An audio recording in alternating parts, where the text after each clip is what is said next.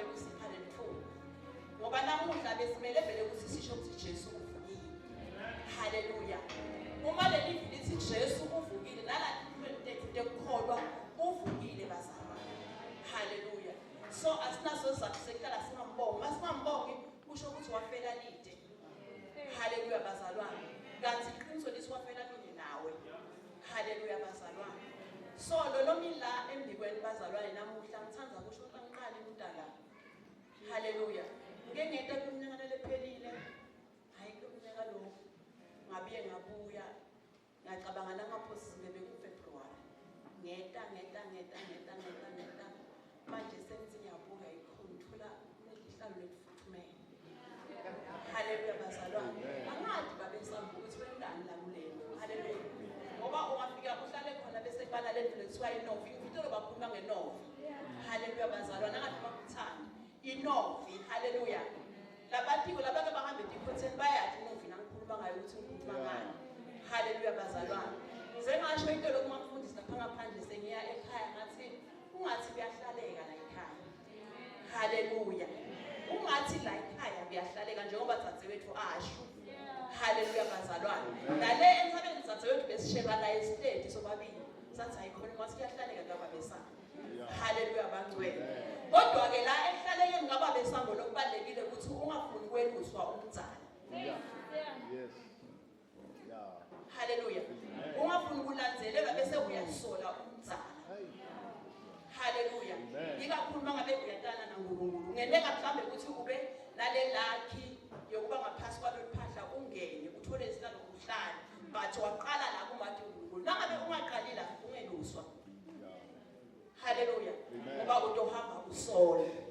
Kanti akufanele ngoba ungafuni ukuthi uticabangele umdzala. Haleluya bazalwane. So ngithanda kusho ukuthi ngiyamthanda Jesu. Uyinkosi nemsindiso impilo yami. Unaleli verse lapha angifuni ukushumayela man but ibuya kaningi. Unaleli verse lapha ku First Kings ngicela lo fast.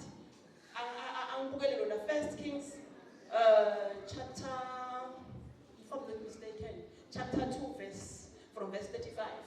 Ngifuna ukukhuluma ngaJowabi. Haleluya bazalwane. Ngakhuluma ngaJowabi. Jowabi siyangathi Jowabi walwathi ibileti ahamba naDavide ngesikhathi saDavide. Haleluya bangcwele. Sekufika isikhathi la Davide abeka khona phansi. Sekawuthatha indodana yakhe Solomon angishumayeli njalo. Ngifuna ukukhuluma ngokufela enkosini. Haleluya bangcwele. Ukhona lo thole masene shamasibukela ngifuna ukudla isikhathi. First Kings chapter 2 from verse 35 if I'm not mistaken. From verse 26 to 35, sorry.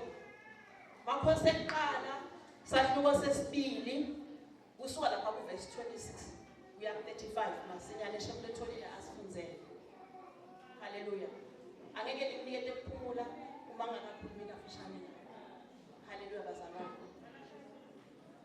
Inkosi Solomon yakhuluma ku-Abiyatha umpristi yathi ngenzeka uye lekhaya kini e-Anathothi kufanele ufe kodwa ngeke ngikubulale nyalo ngoba wena ngibhokisi lesivumelwano sasimakade somandla embi kwababa eDavide. Ngesikancane sisicela wethu lapha ekubulaweni waJowabi. Lapha endasi kaMsesi. La bulawa khona Jowabi. Abulawa ngAbiyatha. Haleluya bazalwane. Jowabi wevanga lokho Ngifuna lapho. Jowabi abejudene na-Adoniya. Yes. Nokho akazange ahambisane ne-Absalom. Yes. Jowabi wabaleka wayethendeni lebukhona basimakade. Yes. Wafike wakhonkoshela ibondo lelali. Yes. Inkosi Solomon yeva ukuthi Jowabi ebesebalekela ethendeni lasimakade. Yeah. Wafika wakhonkoshela liladi. Ngakho Solomon wathumela Benaya umzawaJehoyada. Wathi kuye, hamba ufike umbulale. Ngakho Benaya wangena ethendeni lasimakade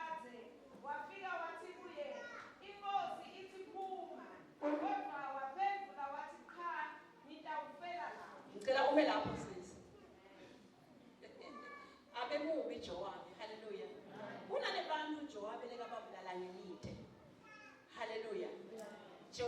Jowabi abenenhlitiyo leyini. That is why David uma sekatosuka esihlalweni sobukhosi kuhlala eSolomon wamtshela ukuthi ungamyekela phi. Mbulala. Hallelujah. Kodwa amubi anjalo angumbulali kunento lengiyithandza kwela Jowabi. Longathi kude wena kusiloma ke kusho ngani ukuthi lo mbulali kunento la yithandza kokuthi. So umbulala simthandzi bazalwane. Hallelujah. Umbulali umuntu ongathandzeki nalongamukeleke emphakathini. Hallelujah bazalwane. But there's something lengiyithandza kwela Jowabi. Uma abalekela eladini endlini yasimakazi. Izibhayibheli akabalekela kakhona nje kuphela. Kodwa wafike wamnkonkosha, ebona unkonkosha ngakubamba yiko uyophelele kuyo. Hallelujah. Wamnkonkosha lithi wabamba, lithi wankonkoshela. Timphondvo teladi. Meaning ukuthi la angisasuki ngiyafa. Noma ngiyasinza, ngisinzela khona la noma ngifela khona la. Hallelujah bazalwane. Nalamanje namhlanje. Jesus. Ekseni. Ekuthi kwangathi besingafele enkosini. Ungabi nandzaba ukuthi la uqhamuka khona wendeni uphile njani wendani. But zama ngemandla akho onke ukuthi ekupheleni kwempilo yakho ufe njengaJowabi uphakathi endlini yenkosi ubambelele. Hallelujah bazalwane. Ngoba legama lethi ibambelela lisho ukuthi usukubambelelele ukuthi noma ngavuka dividivu hlala enkosini. Hallelujah bangcwele. Asenze Jowabi. Asibambelele sihlale endlini yenkosi.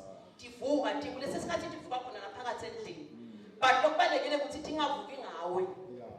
Hallelujah bazathi khona tona bathi athi ngavuki